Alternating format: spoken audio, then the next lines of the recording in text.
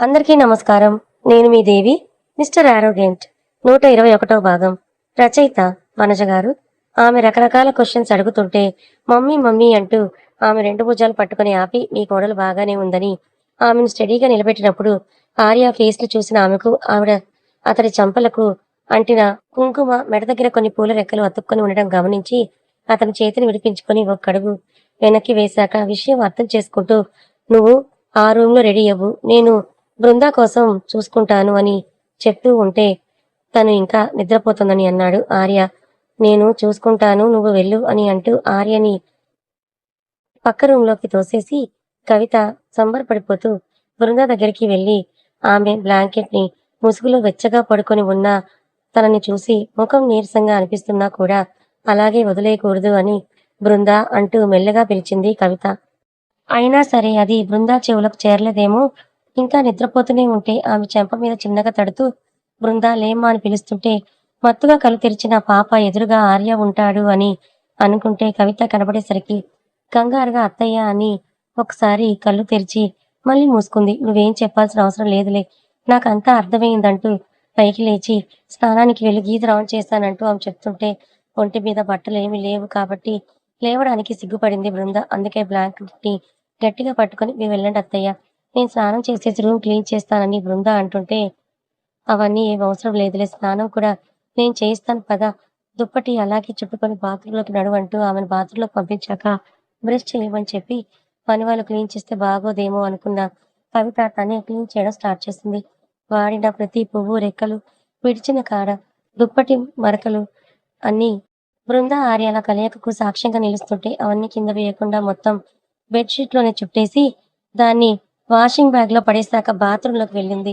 ఆమె వెళ్లేలోపే బృంద బ్రష్ చేసి టవల్ని గుండెల వరకు చుట్టుకొని ఉండటంతో తనే తలారా స్నానం చేయించింది కవిత కోడలికి. గిచ్చుళ్ళు కొరుకుళ్ళు ఒంటి మీద పడుతున్న వేడి నీళ్ళకి ఇంకా చురుక్కుమనడంతో కళ్ళు మూసుకుంది ఆమె. కానీ అక్కడ ఉన్న ప్రతి ఒక్కటి తమ తొలి రాత్రి గుర్తుగా సాక్షులుగా నిలుస్తూ తీయని బాధను ఆమెకు గిఫ్ట్ చేశాయి. బాగా నిద్రొస్తుంటుంది కదా, నేను భోజనం పైకి పంపిస్తాను, నువ్వు వాడు తినేసి రెస్ట్ తీసుకోండి చెబుతూ కోడలు నుదుటిన ముద్దు పెట్టుకున్న కవిత త్వరలో నాకు మనవడినో మనవరాలినో ఇవ్వాలి, నీకు నీరసంగా ఉంటే వద్దు అని చెప్పి వాడికి లొంగాల్సిన అవసరం ఏమీ లేదు అంటూ రూమ్ మాప్ కూడా చేసేశాక కొడుకుని ఆ రూమ్లో వస్తుండడం గమనించి తనని ఇబ్బంది పెట్టకు అని చెప్పేసి కిందకి వెళ్ళిపోయింది. ఇబ్బంది పెట్టకు అంటుందేంటి మమ్మీ, ఏమైనా మిస్టేక్స్ చేశానా లేదా చేశానా అని అంటూ చిన్నపాటి పరుగుతో లోపలికి వచ్చిన ఆర్య బెడ్ మీద కష్టంగా కూర్చుంటున్న బృందని చూసి ఆర్ యూ ఓకే అని అడిగాడు. కొంచెం బాడీ పెయిన్స్ ఉన్నాయి, నడుము విపరీతంగా లాగుతోంది అని ఆమె చెప్పగానే సరే మమ్మీ ఫుడ్ పంపిస్తా అన్నది, అది తిన్నాక హాస్పిటల్కి వెళ్దామని అతడు అంటూ ఉంటే ఆర్య వైపుగా చూసిన బృంద హాస్పిటల్కి ఏం అవసరం లేదులే, బాంబు రాసుకుంటే తగ్గిపోతుందని చెప్తూ కవిత తీసుకొచ్చిన ఫుడ్ తినేసి జ్యూస్ తాగాక ఆమె పడుకోబోతుంటే బాంబు రాస్తానని అంటూ పాపం రాత్రి చేసిన శ్రమకి ఇప్పుడు నడుము రుద్దుతూ సేవ చేస్తూ బృంద నిద్రలోకి జారుకున్నాక ఆర్య కూడా నిద్రపోయాడు. రోజులు ఎవరి కోసమైనా ఆగుతాయా అంటే అస్సలు ఆగవు. బాధొచ్చింది. ఫాస్ట్గా ఈ సమయాన్ని తీసుకెళ్ళిపో దేవుడా అంటే మాత్రం ఆయన గంటలని క్షణాలను చేయడు కదా. అది సంతోషంగా ఉన్నాను స్వామి, ఈ కాలం ఇలాగే ఆగిపోతే బాగుండని అంటే వెంటనే ఫాస్ట్ ఆప్షన్ ని ఏమీ నొక్కడు కదా. అలాగే బాధలు, ఎదుగుదలలు, ఒక్కొక్క మెట్టు ఎక్కడాలు ఇవన్నీ ఎవరి జీవితాల్లో ఎలా ఉన్నా కూడా రోజులు గడిచిపోతూనే ఉన్నాయి. అందులోకి లాగేస్తున్న కాలం 2 నెలలు. బృందా రెడీనా, నువ్వు తొందరగా వెళ్ళకపోతే కావాలని నేనే లేట్ చేసి నా చెల్లెలు తీసుకువెళ్ళదని అంటాడు మీ అన్నయ్య అంటూ బృందా పట్టు చీరను సింగారించుకుంటుంటే ఆమెను చూస్తూ చెప్తున్నాడు ఆర్య. ఎందుకలా చెవికోసిన మేకలాగా అరుస్తున్నావు? ఆడవాళ్ళకి ఎన్ని ఉంటాయి, అసలు కొంచెమైనా అర్థం చేసుకోవు నువ్వు అని అంటూ ఆమె తన పట్టుచీర కుచ్చుళ్ళు సరిగ్గా అడ్జస్ట్ చేసుకుంటూ నగలు వేసుకుంటూ ఆర్య ఓపికకి పరీక్ష పెట్టింది. అసలు ఈ ముహూర్తం నాది తెలుసా? ఈ ముహూర్తానికి మన స్టూడియో ఓపెన్ చేయాల్సింది. మీ అన్నయ్య ఇనాగ్రేషన్ కూడా ఈ రోజే అనుకుంటూ మనది పోస్ట్ పోన్ చేశాం. ఇదెక్కడి రక్త సంబంధమో నాకు అసలు అర్థం కావడం లేదని ఆర్య అంటూ ఉంటే హలో, నీకు ముహూర్తం మాత్రమే సెట్ అయ్యింది, ఇంకా ఎంప్లాయీస్ ఎవరు రాలేదు. అక్కడ మా అన్నయ్య అన్ని రెడీ చేసుకొని కూర్చుంటే మీకోసం ఆయన పోస్ట్ పోన్ చేసుకోవాలా? ఏమీ అవసరం లేదులే కానీ అయిపోయింది పద అని అంటూ అతన్ని కిందకి లాక్కెళ్ళేసరికి నరేంద్ర, కవిత కూడా రెడీగా ఉన్నారు. ఆమె వస్తే ఓకే, నరేంద్ర వస్తేనే ప్రాబ్లం, కానీ పాముకి కూరలు పీకేసినంత మాత్రాన అది విషజంతువు కాకుండా పోదు కదా అని బృందా గ్రహించలేని సత్యం. నలుగురు కూడా క్రిష్ స్టార్ట్ చేస్తున్న కంపెనీ ఇనాగ్రేషన్ ఫంక్షన్ కి బయలుదేరారు. అమ్మా, దాన్ని ఇప్పటికైనా పూజ కంప్లీట్ అయ్యిందో లేదో అడుగు. 2 గంటల నుంచి ఆ పూజ రూమ్ లోనే ఉంది. గెస్టులు లేటుగా వచ్చినా పర్లేదు, కానీ ఓనర్స్ మనమే లేటుగా వెళ్తే ఏవైనా బాగుంటుందా అంటూ క్రిష్ సోఫాలో కూర్చొని విసుగుతూ అడుగుతూ ఉంటే, ఎందుకురా అంత కోపం నీకు? తన కంపెనీ బాగుండాలని కదా పూజ చేస్తోంది, కాసేపు వెయిట్ చేయలేవా అని ప్రకాష్ గారు కూడా సీరియస్ అవ్వడంతో, టైం నేను చెప్పింది 10 గంటల 30 నిమిషాలకు, ఇప్పుడు టైం 10 గంటల 15 నిమిషాలు, ఇంకా మనం ఇంట్లోనే ఉన్నాము. ఆవిడకి అందరూ సపోర్ట్ చేయబట్టే ఇలా కావాలంటే అలా చేస్తోందనుకుంటూ క్రిష్ ఇంకా అసహనంగా మారిపోతూ ఉంటే, హరిత పూజ గది దగ్గరికి వెళ్ళి, మిగతా అష్టోత్తరాలు శ్లోకాలు ఉంటే సాయంత్రం తీరిగ్గా వచ్చాక చదువుకుందు గాని, ఇప్పుడు రావే, వాడు కోపడుతున్నాడని అంటూ హరిత పిలిచేసరికి, అయిపోయింది అత్తయ్య అని అంటూ గంట కొట్టి అందరి కోసం హారతిని తీసుకొచ్చింది. క్రిష్ సైలెంట్ గా ఉండడంతో ఆమెనే అతని కళ్ళకు హారతిని అద్ది కుంకుమ పెట్టి, క్రిష్ చూడకుండా అతని కొత్త సూట్కి పసుపు కూడా అంటించేసి వెళ్ళిపోయింది. ఎప్పటికైనా బయలుదేరుతావా, లేదా మొత్తం పంచామృతం చేసి హైదరాబాద్ పంచాకు పోదామా అని క్రిష్ అడగడంతో, అయిపోయింది క్రిష్ గారు అంటూ ఆమెని హడావిడిగా బయటకు వెళ్ళింది. ముందుగా నువ్వు వచ్చేస్తే సరిపోతుందా అంటూ సుందరిని తీసుకొచ్చి త్రివతి పక్కన వదిలాక ప్రకాష్ గారు హరితలు కూడా బ్యాక్ సీట్ లో సెటిల్ అయ్యారు. ఇక కార్ శరవేగంగా క్రిష్ స్థాపించిన సామ్రాజ్యం ముందుకు వెళ్ళి ఆగింది. అప్పటికే అక్కడ శర్మగారు పూజ చేస్తుంటే శాస్త్రి గారు హోమం కోసం అన్ని సిద్ధం చేస్తున్నారు. క్రిష్, త్రిపద, హరిత లోపలికి వెళ్ళిపోయినా ప్రకాష్ గారు బయట ఆగిపోయారు. కానీ ఆయన చూసుకొని, విషయం ఏంటంటే సుందరి కూడా పక్కనే ఉంది. త్రిపుర సాఫ్ట్వేర్ సొల్యూషన్స్ అని ఉన్న ఆ బోర్డుని చూస్తూ ఆయన, నువ్వేమో మనం సంపాదించే ప్రతి రూపాయి దక్కించుకునే ప్రతి గౌరవం నా కొడుకు పేరు మీద ఉండాలి అని చెప్పి అన్ని వాడి పేరు మీద అన్నట్టు కేఎం చైన్స్ అని మార్పించావు. కొడుకేమో పెద్దయ్యాక తల్లి పేరు మీద త్రిపుర సాఫ్ట్వేర్ సొల్యూషన్స్ అని కంపెనీ పెట్టాడు. బాగుందమ్మా మీ ప్రేమ అంటూ ఆయన సంతోషపడుతూనే నిట్టూరుస్తూ ఉంటే, సుందరి కళల్లో తెలియకుండానే 4 కన్నీళ్లు కిందకి జారిపోయాయి. ఇంకోసారి ఆ పేరు ఇష్టంగా చూసుకొని మురిసిపోయి ఆయన లోపలికి వెళ్ళబోయేంతలో తన మెడలో గంటలకు శబ్దం చేసింది సుందరి.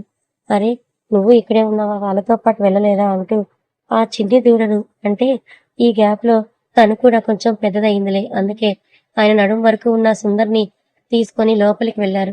ఏంటి క్రిష్ బాబు, ఇంతసేపా రావడం? ఇంకా సేపు ఉంటే మంచి ముహూర్తం వెళ్ళిపోయి ఉండేదంటూ శాస్త్రి గారి కంటే ముందే శర్మగారి అడగటంతో, అవన్నీ మీ మేనకోడలకు చెప్పండి చిన్నాన్న అంటూ అన్నీ చూసుకోమని పృథ్వీకి తన సైగంతో చెప్పి అతను మాత్రం హోమం దగ్గరే కూర్చున్నాడు. అతని ప్రక్కనే త్రిపుర కూర్చుంది. అంతకు ముందే ఎంప్లాయీస్ ని హైర్ చేసుకున్నారు కాబట్టి వాళ్ళు కూడా ఇనాగ్రేషన్ ఫంక్షన్ కి సాధారణంగా ఆహ్వానించబడ్డారు. Watchman, employees, clients, family members, friends అందరూ వచ్చిన ఆ ఫంక్షన్ గ్రాండ్ సక్సెస్ అయిపోయింది. హోమం కూడా నిర్విఘ్నంగా పూర్తయ్యేసరికి మధ్యాహ్నం అవడంతో అందరికీ ఫుడ్ అరేంజ్ చేశాక, క్రిష్ బాబు, రేపటి నుంచి అందరూ ఆఫీస్కి చెప్పిన టైమింగ్స్ లో వచ్చేసి అగ్రిమెంట్ లో ఉన్న విధంగా వర్క్ చేస్తే నాకు వచ్చే ప్రాఫిట్స్ ని బట్టి మీకు హైర్ ఇవ్వబడుతుందని ఉంటుంది అంటూ అఫీషియల్ గా అనౌన్స్ చేసి అందరూ భోజనం కంప్లీట్ చేశాక మంచి రిటర్న్ గిఫ్ట్స్ తో పంపించాడు క్రిష్ బాబు. అతను చేస్తున్నవన్నీ ఈర్ష్యగా అబ్బో అన్నట్లు చూస్తున్నాడు నరేంద్ర. కవిత మాత్రం తనకు భార్య ఎంతో, క్రిష్ కూడా అంతే కాబట్టి సంతోషంగా ఉంది. అందరూ వెళ్లిపోయి కేవలం ఫ్యామిలీ వాళ్ళే మిగలడంతో వాళ్ళని కంపెనీ లోపలికి తీసుకెళ్లాడు క్రిష్. తండ్రిచ్చిన కోట్లలో ఒక్క ₹1 కూడా వేస్ట్ కానంత పర్ఫెక్ట్ గా యూజ్ చేసుకుని కంపెనీ బయట చిన్న మొక్కల దగ్గర నుండి డైరెక్ట్ క్యాబిన్ వరకు ప్రతి డీటెయిలింగ్ కానీ దాని క్వాలిటీ కానీ పర్ఫెక్ట్ గా ఉంది. ఇంకోసారి కొడుకు సెలక్షన్ కు ఫిదా అయిపోయారు ప్రకాష్ గారు. క్యాబిన్స్ ఉన్న చైర్ లో అందరినీ కూర్చోమని చెప్పి జ్యూసెస్ తెప్పించాక త్రిపుదని తన క్యాబిన్ కి తీసుకెళ్లాడు క్రిష్ బాబు. నన్నెందుకండి పక్కకు తీసుకొచ్చారు, వాళ్ళతో పాటు కూర్చొని ఉండేదాన్ని కదా అని త్రిపత అడగటంతో, ఇంకెప్పటికీ ఎదుగుతావే నువ్వు, అయినా మినిస్టర్ అయ్యాక సీఈఓగా పరిచయం చేస్తానంటే వద్దన్నావు, ఎందుకైనా కనీసం ఈ గ్యాప్ లో ఏమైనా నేర్చుకున్నావంటే నువ్వని క్రిష్ అడుగుతూనే ఆమె కళ్ళకు గంతలు కట్టడంతో ఏదో సర్ప్రైజ్ అని అర్థం చేసుకున్న త్రిపద, మీరే చెప్పండి, ఇప్పుడు మీరు కంపెనీ పెట్టారు, Tripura software solutions chairman Krish Mahadev గారి భార్య త్రిపద కేఎం చైర్మన్స్ కి సీఈఓ అవ్వబోతుందన్న న్యూస్ బాగుందా, లేదంటే సాఫ్ట్వేర్ సొల్యూషన్ స్థాపించిన క్రిష్ మహదేవ్ గారి కేఎం చైన్స్ త్రిపద గారితో తన కంపెనీ ఇనాగ్రేషన్ ఫంక్షన్ జరిపించారని చెప్పడం బాగుందా? మీరెన్ని చెప్పినా ఎప్పటికీ మీ వెనుక నేను అంటూ ఆమె చెప్పేసరికి, భలే ఆలోచించావులే పిచ్చి లాజిక్ అని అరిచిన క్రిష్ బాబు ఆమెను దగ్గరికి తీసుకుని తన క్యాబిన్ డోర్ ఓపెన్ చేయన్నట్లుగా ఆమె చేతిలో సిజర్ పెట్టాడు. ఇదేంటి, రిబ్బన్ కటింగ్ స్టార్టింగ్ లో కదా క్రిష్ గారు చేయాల్సింది, మరి మీరు మీ క్యాబిన్‌కి మాత్రమే చేయిస్తున్నారేంటి అని ఆమె అడగటంతో, నీకు స్పెషల్ ప్లేస్ నా హార్ట్‌లో ఎప్పుడూ ఉంటుంది. నా భార్య నాకింత స్పెషల్ అని అందరిలో చూపించాల్సిన సరదా నాకు లేదు. కట్ చెయ్యి ఫస్ట్ అంటూ అతను అడిగేసరికి తడుముతూనే రిబ్బన్ కట్ చేసిన ఆమె జారుగా వేస్తున్న డోర్‌ని ఓపెన్ చేసింది. ఇప్పటికైనా కళ్ళగంతులు తీయొచ్చా అని ఆమె అడిగినందుకు అతను వాటి ముడి విప్పగా బ్లాక్ రిబ్బన్ కారణంగా బ్లాకిస్ట్ అయిన కళ్ళు ఒక్కసారిగా బ్లూ వెలుతురు చూసేసరికి కళ్ళకి చేతులు అడ్డుపెట్టుకుంది. పదం పాప ఏంటండి ఇది అంటూ ఆశ్చర్యపోతూ ఆ క్యాబిన్‌లో మొత్తం తిరుగుతూ కృష్ణుడు థీమ్‌తో ఉన్న క్రిష్ బాబు క్యాబిన్ అదిరిపోయేసరికి నిజంగా చాలా అంటే చాలా బాగుంది క్రిష్ గారు. లోపలికి రాగానే ఎంత చిరాకున్నా కూడా ఇలాగే మాయమైపోతుంది కూడా మీ ప్రాజెక్ట్ వినడం కంటే ముందు ఈ రూమ్‌కి ఇంప్రెస్ అయిపోతారు అంటూ ఆమె ప్రతి డీటెయిల్‌ని టచ్ చేస్తూ హ్యాపీ ఫీల్ అవుతుంది. మనం కూడా ఒక లుక్ వేద్దాం రండి. ఎన్ని స్క్వేర్ ఫీట్స్ అని అడిగితే మాత్రం నేను చెప్పలేను. బికాజ్ నాకు ల్యాండ్‌లో అంత నాలెడ్జ్ లేదు. డోర్ ఓపెన్ చేయగానే ముందుగా కనిపించేది వాల్‌కి ఉన్న చెట్టు నీడలో పడుకొని అంటే విష్ణుమూర్తి పోజ్‌లో ఉన్న కృష్ణుడు విత్ ఫ్లూట్ వాయిస్తూ ఉండడం. ఆ ఫ్లూట్ సౌండ్‌కి గోవులన్నీ అతని వైపు చూస్తూ ఉండడం. ఒక టేబుల్, మిగతా వాల్స్ కూడా కృష్ణ థీమ్‌తోనే ఉన్నాయి. అతని చైర్ వెనుక ఉన్న వాల్‌కి అయితే మామూలుగా యశోద, కృష్ణులు మాత్రమే ఉంటారు. కానీ ఇక్కడ యశోద, కృష్ణుడితో పాటు పక్కన దేవకి కూడా ఉంది. సో, తను ఇద్దరు అమ్మల సాక్షిగా కొత్తగా ఆలోచించి అలా డిజైన్ చేయించుకున్నాడు. ఇక ఓపెనింగ్ పోల్స్ కూడా పికాక్ ఫెదర్‌తో చేయించాడు. అది ఓపెన్ చేస్తే ఏమనిపించదు. క్లోజ్ చేస్తే దాని మీద నెమలి తన పింఛం విప్పిద్దేమో అన్నట్లు కనిపిస్తోంది. మొత్తానికి క్రిష్ సెలక్షన్ అదుర్స్ అనిపించేలా ఉంది. అప్పుడే ఏమైంది? అటువైపు చూడు అంటూ త్రిపురను ఆ క్యాబిన్‌కి అటాచ్డ్‌గా ఉన్న రూమ్‌లోకి తీసుకెళ్లగానే బయట రూమ్ ఎంత డార్క్‌గా ఉందో, ఆ రూమ్ అంత లైట్ కలరింగ్‌తో ఉంది. ఇది ఎందుకు క్రిష్ గారు? మీరు ఎప్పుడైనా అలసిపోతే రెస్ట్ తీసుకోవడానికి అంటూ ఆమె అమాయకంగా అడుగుతూ ఉంటే ఫోన్ కంట్రోల్‌తో క్యాబిన్ డోర్, ఆ రూమ్ డోర్ క్లోజ్ చేసి ఆ క్రిష్ బాబు త్రిపురని బ్యాక్ హగ్ చేసుకుంటూ నేను ప్రాజెక్ట్‌లో బిజీ అయిపోతూ ఉన్నా. నువ్వు నీ స్టడీస్‌ని, సీఈఓ జాబ్‌లో బిజీగా ఉన్నా మనకి ఇంట్లో స్పేస్ తక్కువైనప్పుడు ఈ రూమ్ అని విచ్చలవిడిగా వాడుకుందాం అంటూ అతని చీరల నుండి ఆమె నడుముని క్యాచ్ చేసి పట్టుకోవడంతో తుల్లిపడింది త్రిపుర. ఇది ఆఫీస్ అండి. ఇక్కడ అలాంటివి చేయకూడదని ఆమె క్రిష్ చేతులు విడిపించుకుంటూ అతని ఎదురుగా తిరిగేసరికి పిచ్చిగా పదం వైపు చూస్తూ రాజ్యాంగంలో రాస్తున్నారా? ఆఫీస్‌లో రొమాన్స్ చేయకూడదని నువ్వు నీ మొద్దు మొహం. ఉన్న మూడ్ మొత్తం స్పాయిల్ చేస్తావే అంటూ త్రిపురను తిట్టుకుంటూ అతను వెళ్లి బెడ్ మీద కూర్చున్నాడు. నిజమే కదా! ఏ రాజ్యాంగంలోనూ రాయలేదు అని తనే రియలైజ్ అయిన ఆవకాయ్ పాప వెళ్లి క్రిష్ ముందు మోకాళ్ళ మీద కూర్చునేసరికి అతను ఇంకా గట్టిగా ముఖాన్ని పక్కకి తిప్పుకున్నాడు. సారీ క్రిష్ గారు అంటే బయట అందరూ ఉన్నారు అంటూ త్రిపురగా చెప్పబోతూ ఉంటే వాళ్ళెక్కడో కింద ఫ్లోర్‌లో ఉన్నారు. మనం వాళ్ళకి 2 ఫ్లోర్స్ పైన ఉన్నాము. పైగా పర్సనల్ రూమ్ నా క్యాబిన్. ఇది సౌండ్ ప్రూఫ్ అలాంటిది నీకేంటి బాధ? వాళ్ళు వింటారని భయమా? అంటూ అతను అడిగేసరికి భయం కాదండి. వింటే చూసినా బాగోదు కదా! అని త్రిపుర అంటుంటే అవును మరి వీడియో కాల్ చేసి ఎదురుగా పెట్టి చూడండి మా రొమాన్స్ ఆఫీస్‌లో అని చూపిస్తున్నాను నేను అని అతను అనగానే అతని కోపం ఎలా కూల్ చేయాలో అని తెగ ఆలోచించిన త్రిపుర క్రిష్ ఇంకో మాట మాట్లాడకుండా అతని పెదవులు అందుకుంది. ఎప్పుడు క్రిష్ బాబే ముద్దు పెడతాడు పదం పాపకి. జస్ట్ అలా అతనికి పెదవులు వదిలేసి సహకరిస్తుంది. కానీ ఈసారి ఆమె అయితే అతని పెదవులు నోట్లో పెట్టుకుంది గానీ ఏం చేయాలో తెలియడం లేదు.